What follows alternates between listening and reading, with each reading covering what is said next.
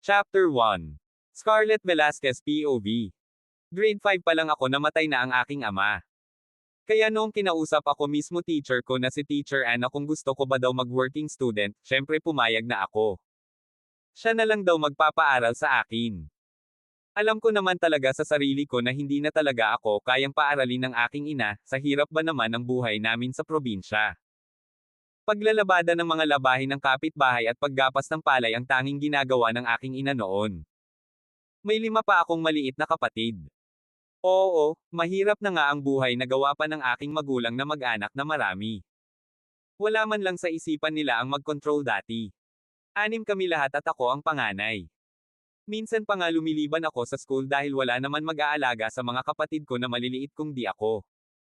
Kapag pumapasok ang ama ko bilang foreman sa aming lugar. Ang ina ko naman kapag may gagapasan silang palay. No choice ako kundi lumiban sa klase para lamang bantayan ang mga kapatid ko. Kaya nga ang cards ko noon puro palakol eh. Kaya noong kinausap ako ni Teacher Anna siya na lang magpapaaral sa akin nagpaalam kaagad ako sa aking ina. Labag man sa loob ko na iwanan ko ang mga kapatid ko at ang ina ko wala akong magawa. Dahil sa kagustuhan kong makapagtapos ng pag-aaral iniwan ko sila. Sabi naman ni Teacher Ann anytime naman daw ako pwedeng dumalaw sa pamilya ko. Kaya nagpasalamat na din ako doon, kahit papano hindi pala siya mahigpit. At nalaman ko din kay Teacher Ann na matandang dalaga pala ito. Nag-iisa lang pala ito sa kanyang sariling tahanan. Naiisip ko nga noon, ang lungkot pala ng buhay ng teacher namin. Hindi naman kasi halata pag nagtuturo siya ng lesson sa amin, lagi lang kasi siyang nakasmile. Ang laging kasama lang daw niya sa kanyang bahay minsan kung dalawin siya ng mga kapatid niya or di kaya mga pamangkin pero matagal na daw ang 3 araw. Nasa 45 na ang edad ni Teacher Ann at hindi ko alam kung may balak pa ba itong mag-asawa. Kaya noong uwian na namin ng hapon na iyon, sinabi ni Teacher Ann na kunin ko ang ibang mga gamit ko sa bahay namin para doon na dumiretso sa kanila. Naiyak pa nga ako noon eh, kasi naisip ko ang mga kapatid ko at si mama.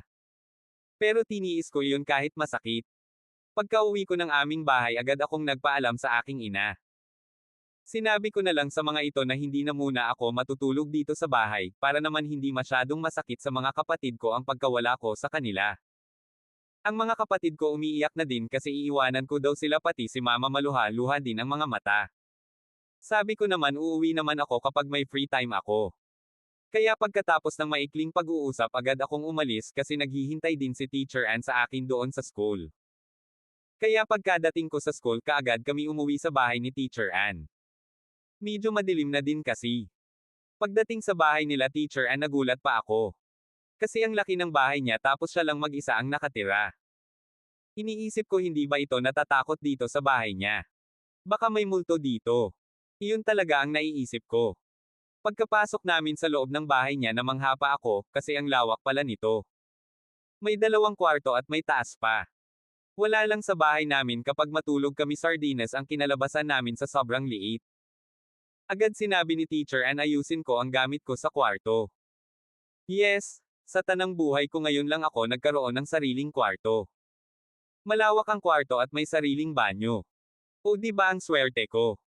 Maliban sa mabait na ang amo ko paaaralin pa niya ako hanggang sa makatapos ako ng high school. Iyon ang isa sa ipinagpasalamat ko kay God na hindi niya ako pinapabayaan. Kahit masakit sa akin na malayo sa pamilya ko, ang katumbas naman noon na makatapos ako ng high school. Ayos na din sa akin iyon masasanay din ako katagalan. Pagkaayos ko ng gamit sa aking sariling kwarto, maya-maya lumabas na din ako. Pagkalabas ko ng pintuan namangha pa ako sa aking nakikita dahil ang daming mga orchids na halaman na namumulaklak na. Habang nakatingin ako sa halaman natutuwa ako. Napapitlag pa ako nang may biglang nagsalita sa aking likuran. Komportable ka ba dito sa bagong tahanan mo Scarlett? Alam mo, natutuwa ako dahil may kasama na ako dito sa bahay. Bihira lang din kasi bumibisita dito ang mga kapatid ko at ang mga pamangkin ko eh. Ang gaganda di ba? Lalo na at namumulaklak na sila, kaya kahit mag-isa lang ako dito sa bahay masaya na din ako dahil sa mga halaman ko. Mahabang wika ni Teacher Ann. Opo Teacher Ann, ang gaganda nga po nila. Ito lang po ba ang libangan nyo dito sa bahay nyo? Di ko mapigil ang tanong kay Teacher Ann. Hindi ko naman kasi akalain na may mga tao pala na ganoon. Iyong kuntinto na sila sa halaman lang, kahit wala siyang sariling pamilya. Natatawa naman si Teacher Ann sa tanong ko na iyon. Mas masaya na ako dito Scarlett, kuntinto na ako sa mga halaman. Hindi pa nagbibigay ng sakit sa ulo. Wika ni Teacher Ann. Nagulat naman ako sa sinabi nito. Parang hugot iyon ah. Baka nabigo itong si Teacher Ann kaya ganoon. Tanong ko sa aking sarili. Ngumiti naman ako. Dahil curious lang talaga ako sa buhay ni Teacher Ann, parang piling close na kaagad ngayon nga lang kami nag-uusap. Medyo mataray kasi itong si Teacher Ann kapag sa school namin. Nakakausap lang namin ito kapag may itatanong kami. Ngayon ko lang din nalaman na mabait pala ito. Ibang-iba ang ugali niya sa school kaysa dito sa bahay. Teacher Ann, pwede po ba magtanong? Kinakabahan kong wika. Ngumiti ito bago nagsalita. Ano iyon Scarlett? About ba sa school? Tanong ni Teacher Ann. Lilingaling nga ako bago sumagot. Hindi po. Bakit po pala hindi kayo nag-asawa Teacher Ann? Ang ganda nyo naman, at saka mabait kayo. Nagtataka kong tanong. Ngumiti naman ito sa kasumagot. Hay nako, ikaw talagang bata ka. Bakit mo naman naitanong ang mga bagay na iyan? Wika ni Teacher Ann habang sumisilay ang ngiti sa labi nito. Kasi po mahirap kapag walang anak teacher. Isa pa po, sino mag-aalaga sa inyo kapag tumanda na kayo? Di ko mapigil ang sagot. Gusto ko naman batukan ang aking ulo nang ma-realize ko bakit ko pala naitanong ang bagay na iyon. Baka magalit si Teacher Ann. Laking pagtataka ko dahil ngumiti lang naman ito at wala man lang sa reaksyon ng mukha niya na galit ito. Kasi Scarlett, nagkaroon ako ng first boyfriend dati. Sa madaling salita hiniwalayan niya ako, naghanap siya ng iba. Kasi hindi niya na ako kayang hintayin pa. Ang gusto niya mag-asawa na kami, ayaw ko pa nga kasi gusto ko pa tulungan ang mga kapatid ko bago ako mag-asawa. Kaya ayon, nag-asawa na lang siya ng iba. Syempre masakit, pero ayos lang at least natulungan ko ang mga kapatid ko. Kaya nga nagsikap ako na maging teacher para kahit papaano makatulong ako sa pamilya ko. Mahabang wika ni Teacher Ann. Tumangulang naman ako. Kaya siguro pinili na lang ni Teacher Ann maging matandang dalaga, kasi mas priority niya ang pamilya niya. Sana all diba? Nagulat pa ako nang biglang nagsalita si Teacher Ann. Scarlett, tara na pasok na tayo sa loob. Kakain na tayo ng dinner, medyo gabi na din kasi. Napahaba masyado ang pag-uusap natin. Wika ni Teacher Ann. Ngumiti na lang ako at sabay na kaming pumasok sa loob ng bahay. Nagpapasalamat ako sa Diyos na kahit sa kabila ng mga pagsubok na nangyari sa buhay ko naging matatag ako. Naging maayos naman ang pagiging working student ko. Mabait naman si Teacher Ann sa akin. 1 year later. Sa wakas nakagraduate na din ako ng elementary. Medyo gumanda na din ang mga grades ko. Kung dati ay lagi akong nakakatanggap ng palakol, ngayon nakapasok ako sa Class A kung saan hinahangaan ng ibang mga estudyante. Kung baga, sikat ang mga estudyante kung nasa Class A ka. Lahat ng mga 85% na grades pataas automatic pasok ka sa Class A. At isa ako doon. Ito yung hindi ko expect na mangyari ito sa akin ngayon. Ito na siguro ang bunga ng aking paghihirap. Habang nag-enroll ako sa Class A abala din ang ibang estudyante sa pag-enroll. Napapitlag pa ako nang may biglang kumalabit sa likuran ko. Hi! Saan ka nag-enroll? Anong class ka? Agad na wika ng isang estudyante na nasa aking likuran. Agad naman akong tumingin dito. Sa isip ko, ang dal-dal niya. Hindi pa nga kami nagkakakilala ang dami na niyang tinatanong. Hay nako. Hello? Sa Class A? Ikaw ba? Anong class ka? Agad na tanong ko sa kanya. Ngumiti pa ito sabay sabi. Class A din ako, anyway tabi na lang tayo sa chair ha. Parang ang sarap mo maging kaibigan hihihi. By the way ako pala si Sofia. Wika nito. Ngumiti din ako dito at nagpakilala din. I'm Scarlett. Tipid kong wika dito. Pagkatapos namin mag-usap ni Sofia sabay na kaming lumabas ng gate. Actually, ngayong araw na ito mag-enroll lang talaga ako. Pagkatapos kong mag-enroll uuwi na din ako kaagad.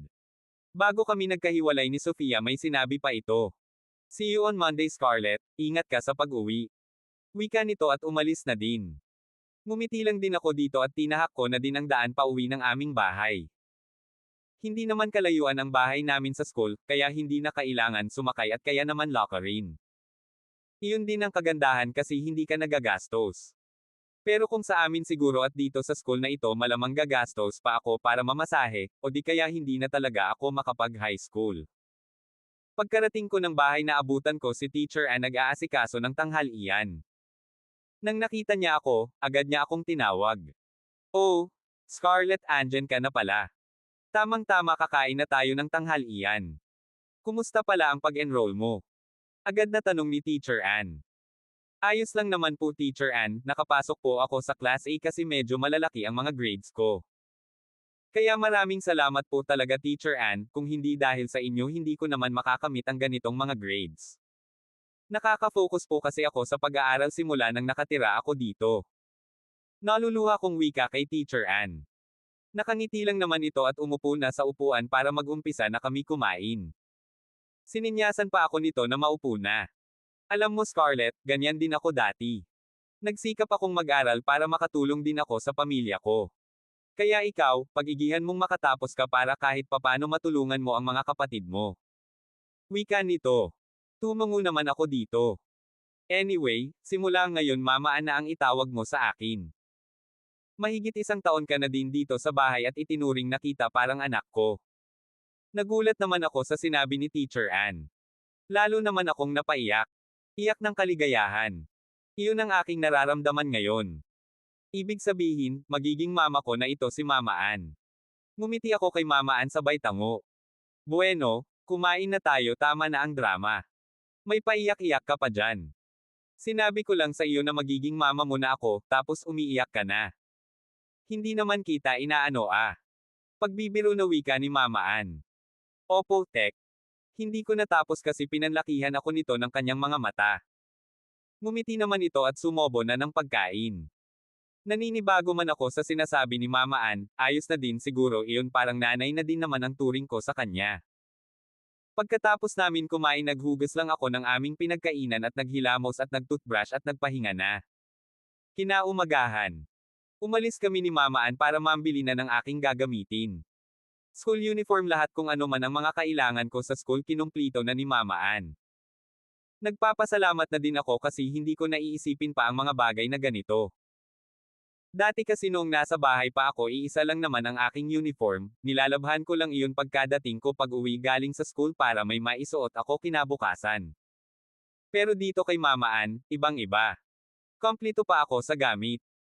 Naiisip ko tuloy ang mga kapatid ko, hindi man lang nila natikman ang ganitong karangyan kung ano ang aking naranasan ngayon.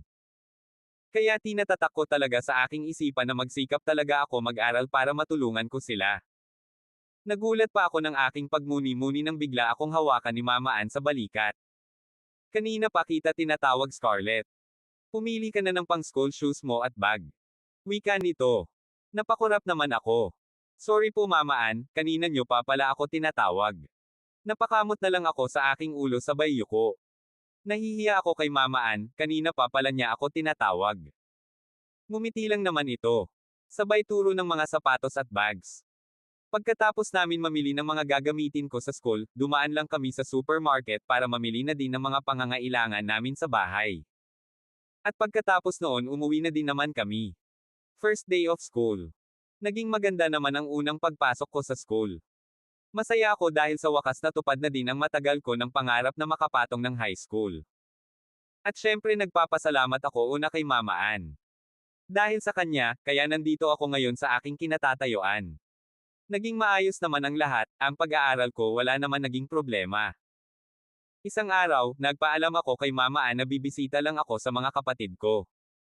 Sobrang na-miss ko na kasi sila. Pumayag naman si Mama Ann, wala naman iyong problema sa kanya. Bago ako umalis banilinan pa niya ako. Scarlett, pwede naman na kinabukasan ka na umuwi. Para naman makapag-bonding kayo ng mga kapatid mo at ng mama mo. Wika nito sa akin. Tuwang-tuwa naman ako sa sinabi ni Mama Ann. Thank you Mama Ann, magdadala po ako ng mga gulay pagka uwi ko po. Mahilig po kasi si Mama magtanim ng mga gulay, baka meron pa po siyang mga gulay ngayon doon.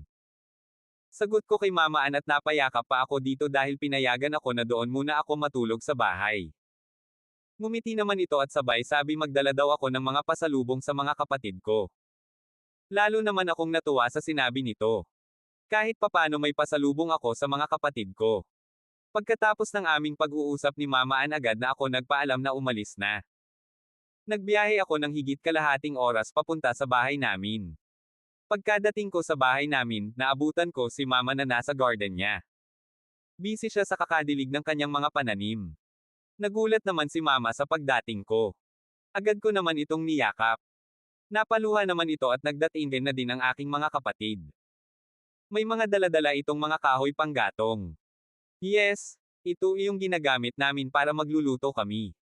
Agad ko naman niyakap ang aking mga kapatid.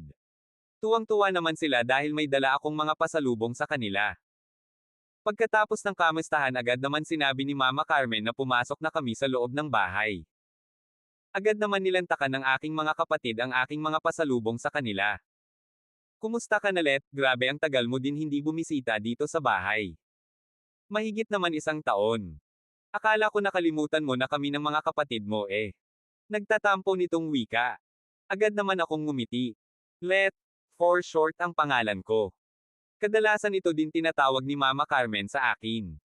Pero kapag galit ito sa akin, tawagin niya ako ng Scarlett. Susi Mama. Huwag na po kayong magtampo, medyo busy lang kasi ako sa mga taon na iyon, hihihi. Nakangiting wika ko dito. Pagkatapos ng pag-uusap namin ni Mama, pumunta ito sa kusina at nagtimpla ito ng kape. Sinadya ko talaga na maaga ako umalis sa kanila Mama Ann para maaga din ang dating ko dito sa bahay. Tamang-tama hindi pa pala nakapag-almusal sila Mama Carmen kaya sabay-sabay na kaming nag-almusal pati mga kapatid ko. Nagtimpla si Mama ng 2 baso ng coffee black at binigay niya iyon ang isa sa akin. Nakahain na din sa lamesa ang kamote at kanin with pritong itlog na may kasamang tuyo. Habang kumakain kami sa hapagkainan. Nagulat pa ako nang may biglang dumating na isang lalaki, nakangiti ito habang may mga dalang mga nakabalot na plastic. Nagtataka naman akong napatitig kay Mama Carmen habang nagtatanong ang aking mga mata. Napukaw lang ang aking atensyon nang nagsalita si Mama Carmen. Halika na, tumuloy ka na dito sa loob. Tamang-tama ang dating mo, sumabay ka na sa amin mag-almusal. Siya itong kinukwento ko sa iyo na panganay kong anak na si Scarlett. Scarlett si Tito Paulo mo. Pagpapakilala ni Mama Carmen sa akin. Ngumiti naman si Tito Paulo sabay shake hand. Nagtataka man, pero binati ko na lang din ito. Baka sabihin pa nito sobrang taray ko naman kung hindi ko papansinin. Hello po Tito Paulo. Tipid kong bati dito.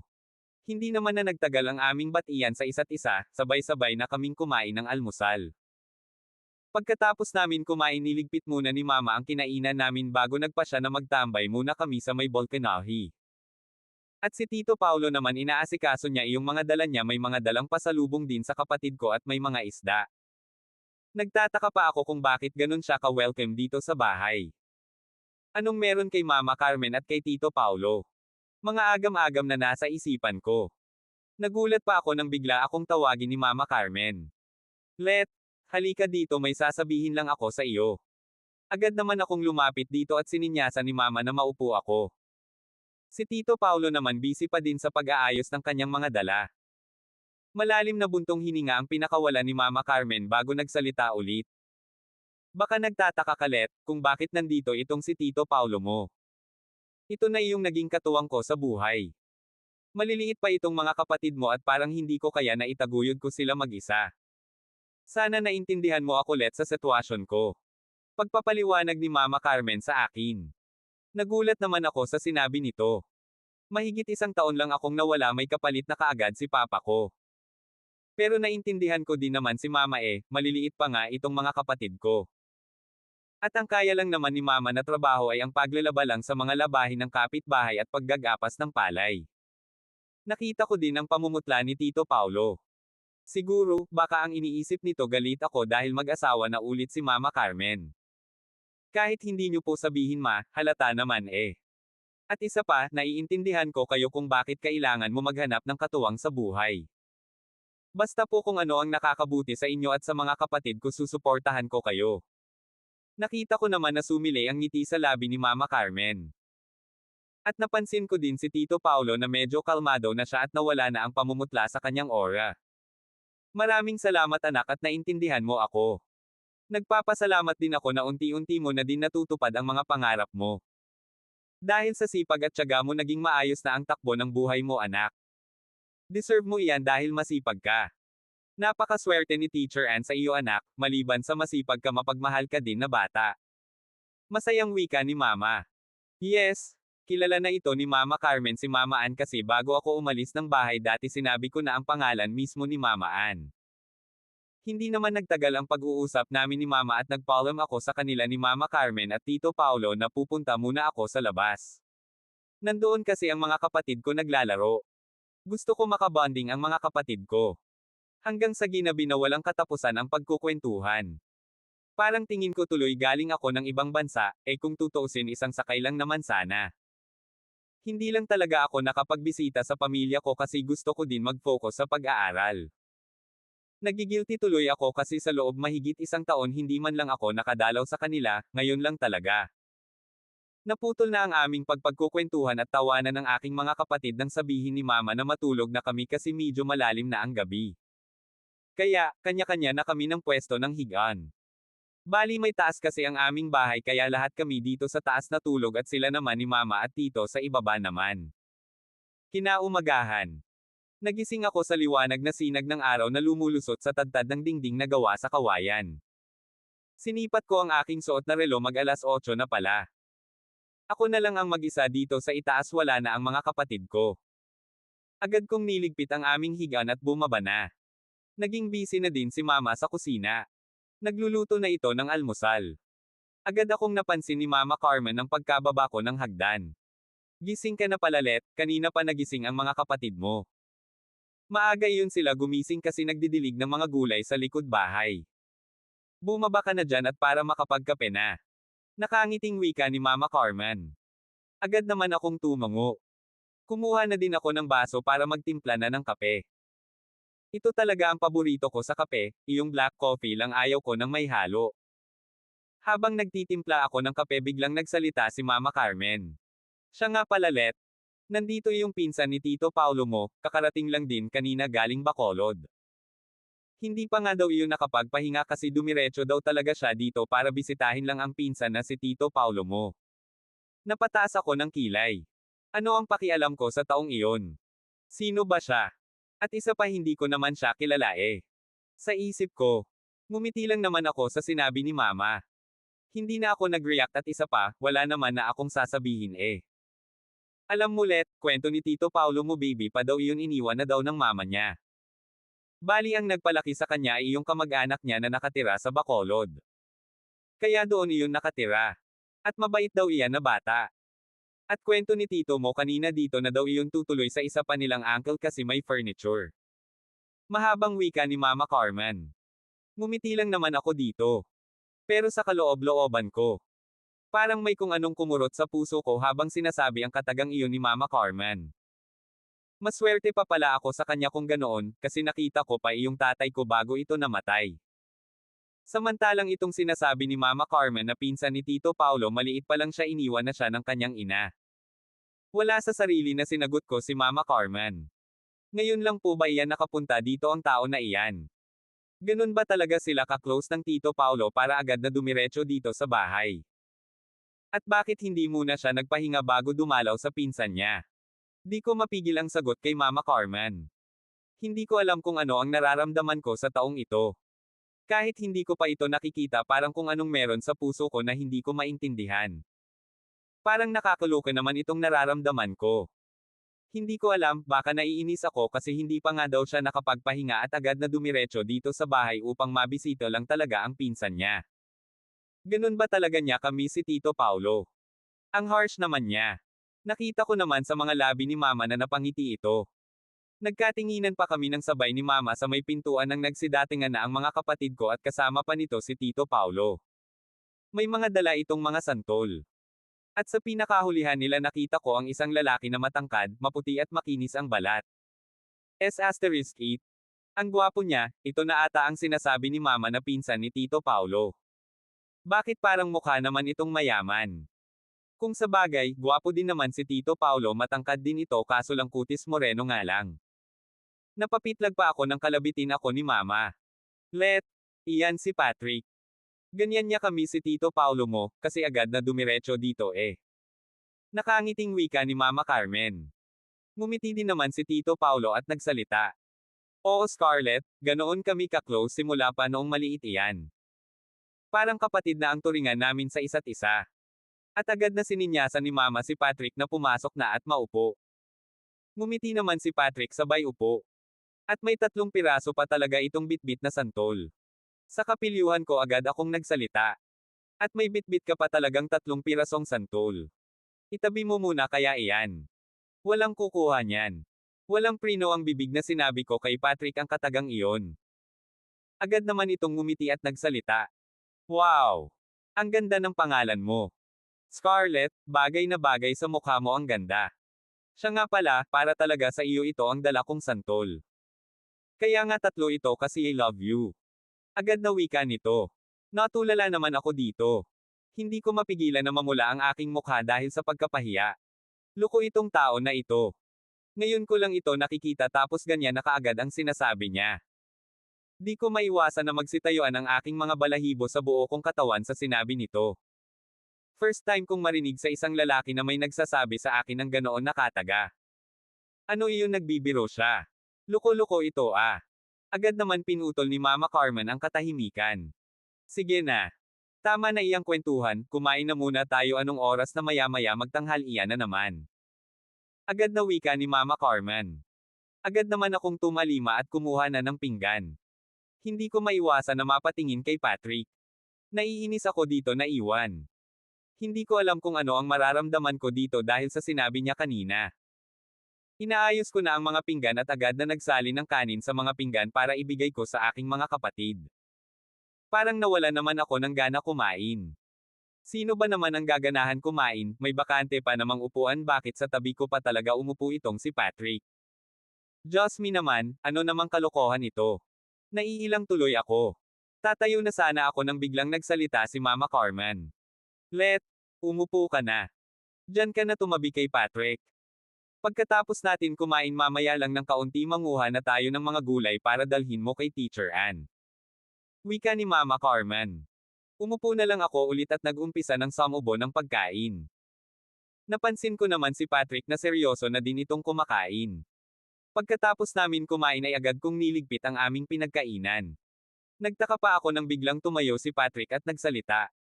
Sabay naman kaming lahat napatingin kay Patrick at nagtataka. Tita kami na po magligpit ni Scarlett sa mga pinagkainan. Tutulungan ko na lang po siya. Agad na wika nito. Sumilay naman ang ngiti sa labi ni Mama at Tito Paulo. Agad naman na nagsalubong ang aking kilay at nagtataka na tumingin dito. Hindi ko mapigilan na magsalita. Huwag na Patrick, magpahinga ka na lang. Kasi sabi ni Mama kanina, galing ka pa daw sa biyahe at wala ka pa daw pahinga. Agad na wika ko habang nahihiya. Ngumiti naman ito at sumagot. Ayos lang ako Scarlett. Mamaya na lang ako magpahinga pagkatapos maligpit ang mga pinagkainan. Sagot nito. Ngumiti na lang ako dito at hindi na sumagot pa. Wala na rin naman akong laban dito at baka hahaba pa ang usapan. Bahala na nga siya. Habang naghuhugas ako ng pinggan si Patrick naman nagpupunas ng lamesa. Hindi ko maiwasan na mapangiti dito. At hindi ko rin nakalain na ganito na siya ka-close sa pamilya ko. Parang welcome na welcome siya sa pamilya ko. Hindi ko mapigilan na mapatanong sa aking sarili. Napapitlag pa ako nang biglang nagsalita si Patrick sa aking likuran. Scarlett, are you okay? Ilang taon ka na ba? At bakit parang ngayon lang kita nakita dito sa kanila tita? Last year kasi, bumisita ako dito pero hindi kita napansin. Seryosong wika ni Patrick. Nagtataka naman ako sa tanong nito. Bakit nagtatanong siya kung ilang taon na ako? Ano ba ang problema nito? At napansin ko rin dito masyado siyang seryoso. Bihira lang din itong ngumiti. Di ko tuloy malaman kung seryoso ba ito o nagbibiro lang. Agad naman ako napatitig sa mukha nito. At dito ko talaga nasilayan ang gwapo nga talaga niya, at dagdagan pa ng mahabang pilak mata. Napakurap pa ako ng isang segundo at agad na nagsalita. At bakit mo naman naitanong ang edad ko aber? Hindi niyo po talaga ako nakikita kasi ngayon lang ako ulit nakadalaw sa pamilya ko. At ano ang sabi niyo, pumunta kayo dito? Akala ko ba malayo iyong tinitirhan mo? Bakit ka pumunta dito last year? Para dumalaw lang kay Tito Paulo Ganern. Di ko mapigilang pagtataray na tanong dito. Agad naman itong tumawa. Nagtataka pa ako dito. Wala namang nakakatawa sa sinasabi ko. At ngayon ko lang talaga narinig ang tawa nito. Parang ang sarap pakinggan ang tawa niya. Bakit, may nakakatawa po ba sa sinabi ko? Bakit po kayo natatawa? Agad na wika ko ulit kay Patrick. Ngumiti naman ito at sumagot. Wala lang, natatawa lang talaga ako sa reaction mo. At napapansin ko rin na may pagka-mata-ray ka pala. Hihihi. At isa pa, huwag mo akong pinupo dahil bata pa ako. Masyado ka namang magalang. Agad na wika nito. Napakunot naman ang noo ko sa sinabi nito. Last year kasi, may pinuntahan kami na lugar malapit sa area dito kasama ang mga barkada. Kaya syempre, pagkakataon ko na dinadalawin ang cousin ko. Kaya noong nagkwentuhan kami nabanggit ka nga ni tita sa akin. Kaya ayun tinandaan ko talaga iyong sinasabi ni tita sa akin na Scarlett ang pangalan mo. Mahabang wika ni Patrick. Tumungo lang naman ako dito at agad na lumabas ng kusina. Sumunod na din naman si Patrick sa akin. Hindi ko na malaya na natapos na pala namin ang paghuhugas ng pinggan. Pagkalabas namin sa kusina ni Patrick naabutan namin sila ni Mama Carmen at Tito Paulo sa labas na inaayos na nila ang gulay na dadalhin ko kay Mama Ann.